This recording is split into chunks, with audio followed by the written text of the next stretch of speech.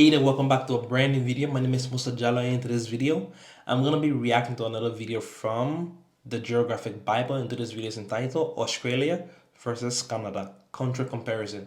So with no further delay, let's get into the reaction. Australia, Canada. Two gigantic countries with low populations, incredible living standards, and friendly, welcoming people. Welcome back to the Geography Bible. I'm Sam, your narrator for the video. In this video, we'll be comparing two countries which are actually quite similar, but geographically are nowhere near each other. Then, once you've watched the video and dropped a like of course, we will then ask you which one you'd rather live in and which one you would rather just visit, and why. We will compare their demographics, geography, economies, quality of life, and of course we'll throw in some interesting facts along the way.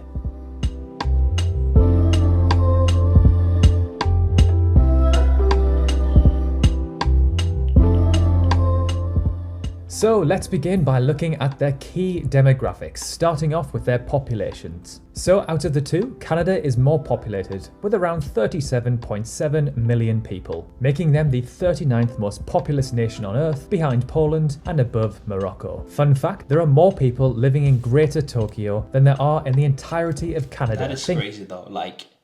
Canada is like the second biggest country in the world, but in Canada, in Tokyo, you have more people living like Greater Tokyo than the whole of Canada.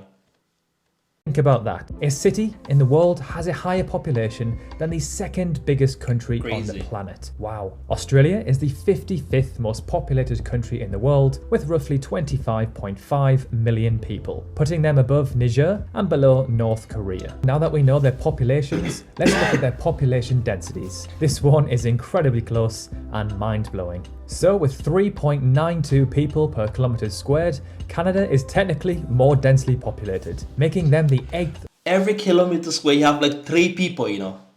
Oh, wow. That's crazy actually.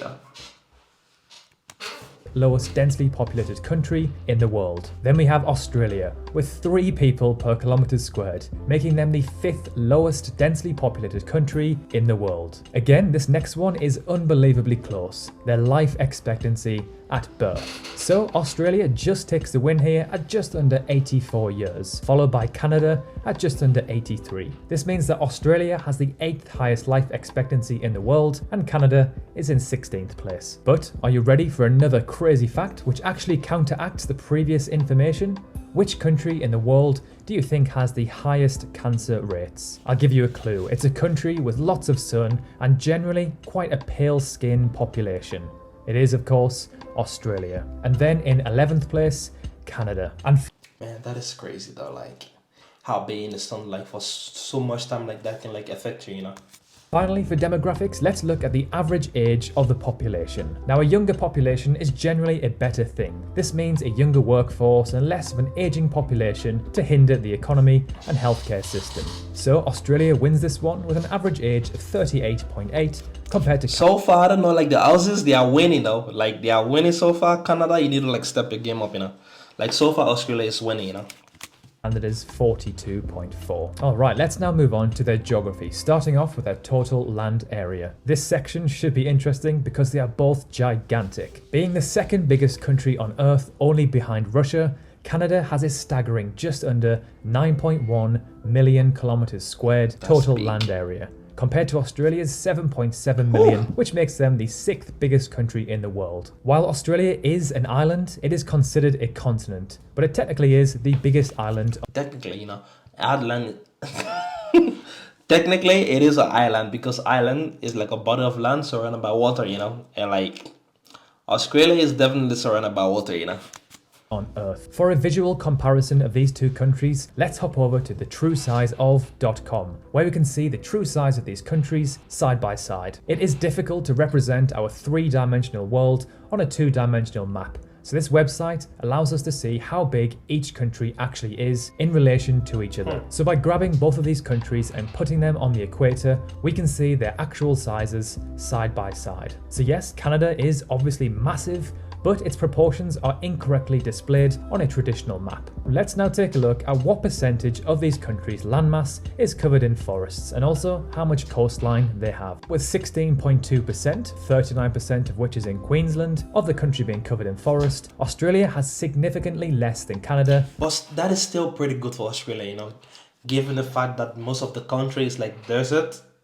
and for them to have like a 16% forest, that's still pretty good, At 34%, so more than a third of Canada's total size is actually forests. Canada actually has the third most forest by area in the world, and Australia has the sixth. Okay, so before we reveal this one, out of the two, which one do you think has the most coastline? This country also has Canada. the most That I know. coastline That is out of Canada, any country on Earth. So if you said Australia, you're wrong, unfortunately. So with 202,000 kilometers, Canada has by far the most coastline in the world, followed by Australia, which is in 7th place with a measly 25.7k kilometers. Now, to my surprise, Norway actually has the second most coastline in the world. Alright, so let's move on to the economy and some financial statistics for these two countries. Again, this is another one which is neck and neck. The resemblance for these two countries is uncanny. So let's begin by looking at their total GDP. The GDP can be calculated by adding up all of the money spent by consumers, businesses, and government in a given period. So with 1.3 trillion US dollars,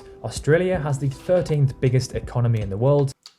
Man, that's good. 1.3 trillion, Oh, like now, for example, now we have like around 300 billion in GDP, and like, damn, that's really good, Which is actually very impressive considering their population is only 25.5 million. This puts them above Spain and below South Korea. Then, with 1.65 trillion, Canada is the 10th biggest economy in the world, behind Italy and above Russia. However, Canada's economy is actually growing faster at just over 3%, and Australia just under 2%. Now that we know their GDP, we can calculate their GDP per capita by dividing their total GDP by their population. Australia actually takes the win here, with around 55,000 US dollars per person, compared to Canada's 46,200. So the personal wealth of the average Aussie is around $9,000 more than the average Canadian. Like, I feel like looking at the statistics so far right now, I feel like Australia might be the better country to live in, given the fact like they even have like a nicer weather, But the problem with Australia, I feel like, is so far away from everything, However, Australia is the 16th most expensive country to live in the world, compared to Canada, which is in 24th place. So this probably balances the two nations out. And to end the economy section, let's have a look at some quick fire statistics. Both of these countries have identical education expenditures at 5.3%. Inflation is higher in Australia at 2% compared to Canada's 1.6%, and Canada has the 8th most billionaires in the world with 44, compared to 31 in Australia, which puts them in 12th place. And finally, let's end this section by looking at the Big Mac Index. No, seriously, this is a genuine thing. So buying a Big Mac in Canada will burn Oh my god. Okay, let's take a moment and look at this Big Mac Index now. Like, the most expensive place for the Big Mac is like Switzerland, Sweden, Norway. United States is pretty high also. I didn't expect it to be that high, but Canada is like number 5. Australia is like, but maybe like for Australia it's a bit lower because like, they have a lot of beef in Australia, so like maybe they produce the beef locally. New Zealand, wow. Britain is pretty cheap though. Bigger hole in your pocket compared to the land down under at $5.29 and $4.98 respectively. And to end the video, let's finish off with some quality of life statistics and facts, an area which both of these countries excel in my opinion. When I think of Canada and Australia, I think of high wages, good education, and great living standards in general. Of course, they are both not perfect, and they do, of course, have poverty in certain areas. Let's start off by looking at a not so great statistic for these two countries, to which they are neck and neck, their obesity rates. They pretty much have the same percentage of their adult population classed as obese, at a roughly 29%. This comes to no surprise as both of these countries indulge in a 21st century Western diet, and Aussies sure do love their meat, beer, and barbecues. Australia has more physicians and hospital beds per 1,000 people, with 3.8 and 3.59 respectively. When it comes to school life expectancy, Australia is ranked as the number 1 in the world. The school life expectancy, or the SLE, is the total number of years of schooling, this is primary to tertiary, that a child can expect to receive. So with a staggering 23 years, Australia takes the win here. Canada, You know, like if you just look on the surface level, you might think like Canada might be so better than like Australia, but looking at the statistics, like nah. Looking at the statistics, it's like Australia is like way better than Canada, you know. sits in equal 7th place with many other countries at 17 years, which is still very impressive. Australia just misses out on the top 10 happiest countries in the world in 12th place, which coincidentally sits behind Canada in 11th place. When it comes to the Global Peace Index, Canada ranks as the 6th most peaceful country on Earth compared to Australia in 13th place. However, when it comes to corruption, Australia does make the top 10 compared to Canada, who are in 16th place. And finally, the last one, let's compare their military strength ranking. And to no surprise, these two countries are neck and neck again, with Australia having the 19th strongest military in the world compared to Canada, who are in 21st. But if you look at the difference, it's not so much actually, you know. So now it's your turn. Let us know in the comments below which one you would live in and which one you would just visit and why. We can't. For me personally, if I have to choose between two countries, if I'm just being logical, you know, like looking at the facts, I'm gonna go with Australia. But if I'm like following my heart, I'm gonna go with Canada. You know, I just like Canada. It's close to the US, you know. So that's makes it like really so easy to travel. But Australia, the problem with Australia for me is like so far away, you know. But when it comes to the weather, Australia is like amazing. It's amazing. The weather is like really, really so good in Australia, you know. Maybe it might be too hot for some people, but I'm from Africa, so I'm used to the heat. But like Australia also is like so crazy hot also, you know. But like Canada also is like so crazy cold also on the other end, you know.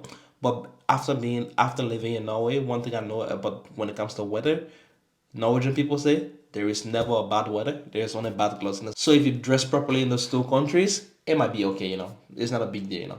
But like if I have to choose, I would choose Canada, you know. But I hope you enjoyed this video. If you do, remember to like it, comment down below. We'll see you in the next one. Peace out.